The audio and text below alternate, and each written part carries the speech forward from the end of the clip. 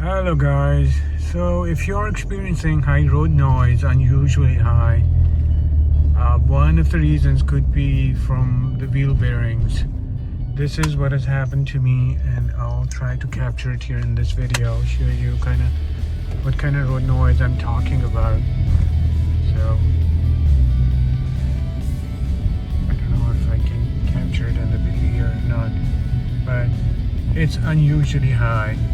And to confirm it, I took the car to the dealership and they confirmed it was the front left wheel bearing. Okay, so probably you got a little bit of hang of it, but so the bottom line is we got the problem confirmed. I knew already it was wheel bearing, but got the confirmation from the dealership, and now I also got the estimate. So that's kind of where the video is going to focus on. We are going to do it ourselves. I've ordered the parts and I'm going to show you how we can save maybe north of $1,000 on this repair ourselves. All right folks, so we're actually ready to start the project. We're replacing the wheel hub assembly front on the four-wheel drive 2018 Navigator. I think it's similar for other Ford models as well. As I mentioned, we are actually going to follow the Ford's factory manual, repair manual. It's the 2401D, and we are going to try and follow step-by-step instructions. I looked at the instructions, and one of the things that I found different from the YouTube videos was that you do actually, according to the factory manual, you need this hand pump to be able to disengage the spring on the IWC. So we, since we said we're going to follow step-by-step instructions, I bought this for $65. I think it's worth it. It's probably going to help me for brake bleed and other purposes in the future as well. So with that, we're just going to get started. We are going to remove the front wheel. I'm going to put the car on jack and safety stands. We'll remove the tire and then we go from there. All right, so the first step is to disconnect the speed sensor. This is one end of the speed sensor. Once we remove the brake caliper and the rotor, we'll remove it from here, but then we will remove this one screw here, and then, but the electrical connector is actually behind this skirt inside the wheel well. So we're just gonna go ahead and remove these so that we can access the electrical connection behind. If you might see the yellow color, so it's a yellow color wire. Alright, so if we trace that yellow sensor cable, speed sensor, you can see it actually, you have to look under here, the filter. That's where the electrical connection, see that yellow? We'll just disconnect it from here and then we can pull it from the wheel well. All right, so the connector is disconnected from the engine bay. We're just going to now remove it, and anywhere there where, for example here, see, we'll remove this part out.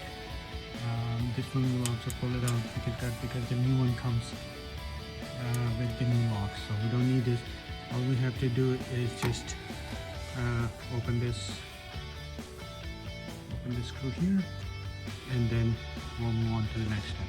All right, so the speed sensor is completely out of the way now. We're just going to keep it here for now and then focus on removing the caliper plate here. We are now going to use a 21mm socket and open the two brake caliper bolts. As you can see here, the big one's 21. We used a hook to secure the brake caliper away from the wheel so that we don't damage the brake line. The next step, we are going to remove the rotor. So the rotor on my car was pretty new, so I just pushed it a little bit and it came out like that. So we'll take it and secure it. And then we are going to remove the 3 nuts for the brake shield, and we are going to remove the brake shield.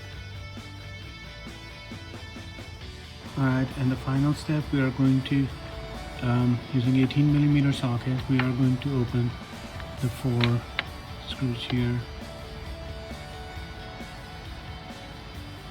So in the next step, we're going to remove this dust cap like that, and then once that's out, we will remove this IWE vacuum pipe.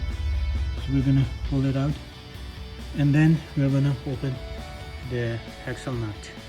Okay, using 13mm socket, we are going to open this nut. Alright, so we took all the 4 nuts out. Now it's the time to get the wheel hub out of the knuckle. Alright, so I did not have to fight it all.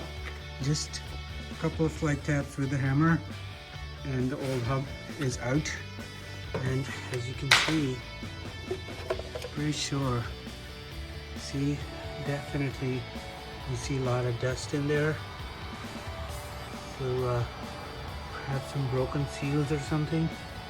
So yeah, there's been a lot going on here. Alright, so it's time to clean it up. Alright, so after the cleaning and a little bit of greasing, we're all actually ready now to put the new one in.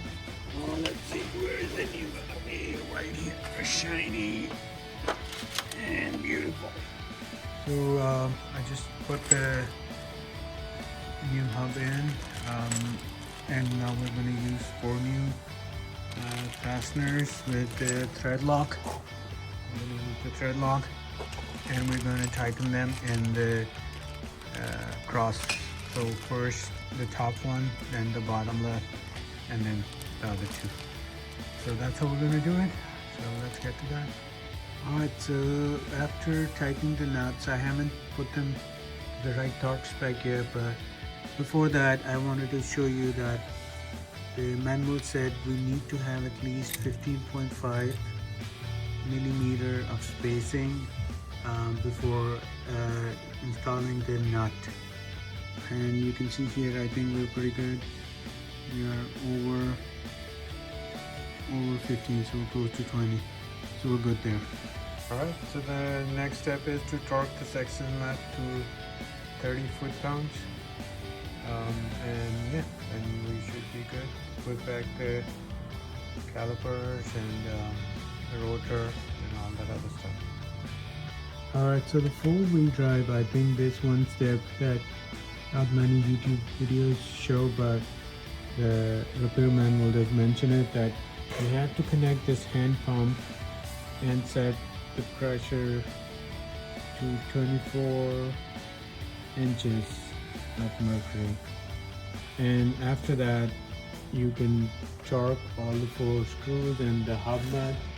Alright, so now I'm going to torque the 4 hub nuts at 175 Newton meters. Alright, so as you can see, we've set the pressure at 24. We connected the tube to the larger, let me see if we can show you, yeah, back on the large one. That's where we connected the vacuum. I'm gonna keep it like that. I'm gonna try to move. See now, when I move the hub, the rotor does not, and the shaft does not move. So that's what we wanted to see. Now let's release the pressure. Okay, now if we see, now when we move the hub, the shaft is moving. So that's what we wanted to see. Awesome. So I've actually routed the speed sensor cable back up, and then we just have to connect it from there. And now I'm just gonna put this screw back on. So the rotor is back on. I'm just gonna put one lug nut to keep it snug, so that I can install the brake caliper bracket. Alright, so I've put the caliper bracket on. I just started with the lower screw first, and then I'm gonna put the top one, and then we're gonna put the dust cap back on. New one actually.